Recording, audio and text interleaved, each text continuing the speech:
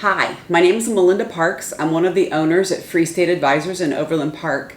This video is specifically for young adults who are just getting started out in their careers and want to think about saving.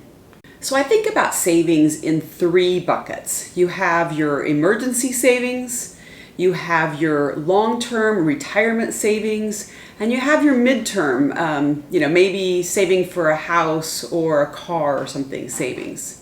Emergency savings is very critical. Most households need at least 3 to 6 months of your living expenses in an emergency savings account. That should be somewhere where that money is not at any risk of loss. Retirement savings is for a very long time horizon. If you work somewhere that has a 401k plan or a 403b plan, you should definitely participate in saving there, especially if your employer matches money. Any money your employer is putting in, you need to make sure you're maximizing. Most young adults will want to save that money in a Roth option if it's available in your plan. Most plans will have that, but not all.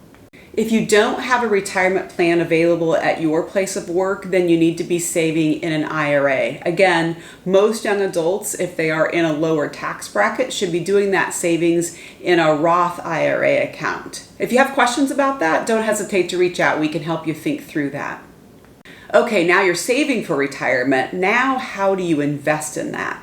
Again, you have a long time until you retire. Over long periods of time, we know that stocks have always outperformed bonds. We highly recommend that young adults put substantially all of their assets in stock holdings.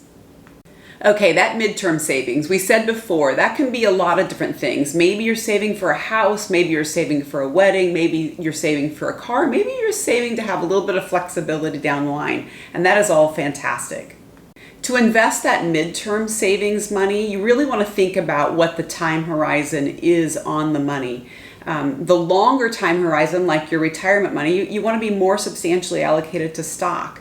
But in your midterm savings, you may not want to put some or all of those funds at risk. And so you might think about a portfolio that is a mix of stocks and bonds. You also may think about investing in that portfolio over time. We call that dollar cost averaging into the market.